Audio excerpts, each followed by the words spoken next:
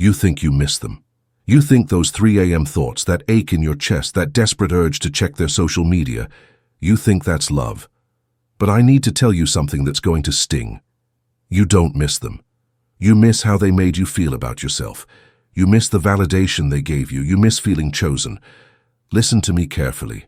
That pain you're feeling right now, it's not heartbreak, it's withdrawal. Withdrawal from the drug of external validation.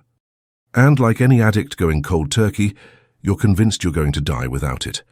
But you're not dying, you're detoxing. If this feels like I'm reading your soul right now, hit that subscribe button and tell me in the comments, what validation are you still chasing from someone who's already gone? I read every single comment, and your pain might be exactly what someone else needs to hear to finally let go. Here's what nobody tells you about missing someone. You don't miss them. You miss the person you became when they chose you. You miss the version of yourself that felt worthy, valuable, enough. But here's the problem. That version of yourself was built on quicksand. It was dependent on their mood, their attention, their approval. You weren't in love, you were in validation. And that validation became your lifeline, your oxygen, your reason for existing. Every text message was a hit of worthiness. Every date was proof you mattered. Every I love you was confirmation you weren't as broken as you feared. Carl Rogers, one of the greatest psychologists who ever lived, understood something profound about human nature. We all crave unconditional positive regard. We want to be accepted completely, loved fully, chosen permanently. This isn't weakness.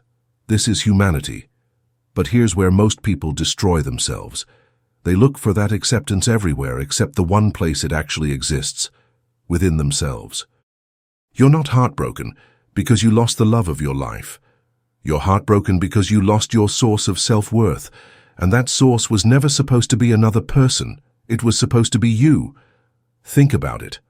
When did you start measuring your worth by their response time to your messages? When did their opinion of you become more important than your opinion of yourself? When did their presence become the difference between a good day and a terrible one? You gave them a job they never applied for, being responsible for your self-esteem.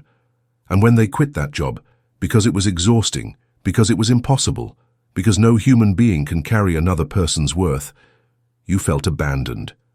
But they didn't abandon you. They returned a responsibility that was never theirs to begin with. Alfred Adler knew this. Every behavior serves a purpose. Your desperate need for their validation wasn't about love. It was about proving to yourself that you deserved love. But you can't prove worth. You can only recognize it. You can't earn love. You can only accept it. You can't become worthy.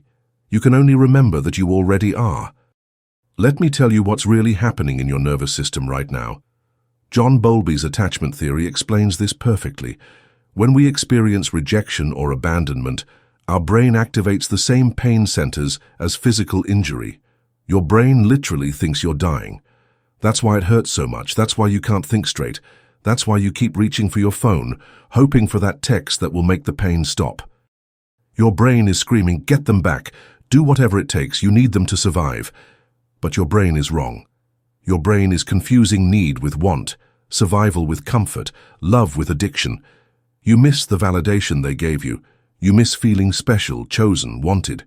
You miss the temporary relief from the voice in your head that says you're not enough. But that voice was there before them, and it's still there after them.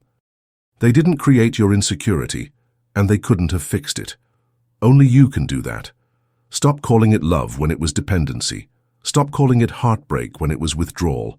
Stop calling it missing them when you're missing the person you thought you were when they were around. Here's the truth that will set you free. They didn't reject you. They freed you. They freed you from the exhausting job of trying to be enough for someone else. They freed you from measuring your worth by someone else's standards. They freed you from the impossible task of being perfect for another imperfect human being. Nathaniel Branden called this self-esteem, not thinking you're perfect, but not needing others to confirm your worth. Not believing you're better than everyone else, but not requiring their approval to feel okay about yourself. You weren't abandoned. You were redirected. Redirected back to yourself, back to your own power, back to the relationship that matters most, to the one with yourself. Every time you catch yourself missing them, Ask this question. Am I missing them? Or am I missing how they made me feel about myself? 9 times out of 10, it's the latter. And that's your answer, that feeling you're chasing. You can give it to yourself. You don't need their text message to feel wanted. You don't need their attention to feel valuable. You don't need their love to feel lovable. You don't need their choice to feel chosen. You need to choose yourself. Rogers understood this. The only validation that actually heals is the validation you give yourself. Everyone else's opinion of you, including theirs, is just information. It's not truth, it's not your identity, it's not your worth. It's just one person's perspective, and they're dealing with their own wounds, their own fears, their own need for validation. You know what's really happening here? You're grieving the fantasy, not the person. You're mourning the potential, not the reality. You're crying over who you thought they could become, not who they actually were. They showed you exactly who they were when they left. They showed you their capacity for commitment, their ability to fight for what matters to them, their willingness to work through difficulty.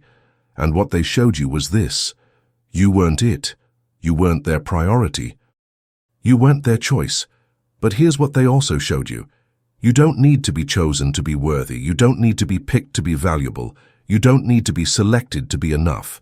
Stop checking their social media. Every time you look, you're picking at a wound that's trying to heal. Every story you watch, every post you analyze, every new picture you study, you're feeding the addiction to their validation. You're keeping yourself hooked on a drug that's no longer available. Stop rehearsing conversations you'll never have. Stop imagining scenarios where they realize their mistake and come back. Stop creating fictional futures where they choose you. They already made their choice. Respect it. More importantly, make yours. Stop waiting for closure from someone who already gave it to you by leaving. The closure you need isn't in their words. It's in your decision to stop looking for yourself in other people's eyes. You are not broken because they left. You are not flawed because they didn't choose you. You are not unworthy because they couldn't see your worth. Their inability to love you says nothing about your lovability and everything about their capacity. The person you're grieving never existed. The relationship you're mourning was one-sided. The future you're crying over was built on hope, not reality. The love you think you lost was actually obsession, dependency, and the desperate need to be validated by someone who wasn't capable of validating themselves. You don't need to be chosen to be worthy. You don't need to be wanted to be valuable. You don't need to be loved by them to be lovable. You just need to remember who you were before you forgot. You need to remember that your worth isn't determined by who stays and who goes, who chooses you and who doesn't, who sees your value and who's blind to it. That person you're missing, they were never the love of your life. You are. And it's time you started acting like it. It's time you started treating yourself with the same energy you gave to chasing their validation. It's time you started investing in yourself with the same intensity you invested in trying to be enough for them. If this hit different, if this felt like someone finally understood the real pain you're carrying, don't keep it to yourself. Share it with someone who needs to stop chasing validation and start choosing themselves. Subscribe for more truth that heals, not just feels good. And remember, you were never the problem. You were just looking for the solution in the wrong place. You don't miss them. You miss the validation. And the moment you start giving that validation to yourself, you'll realize you never needed them to begin with.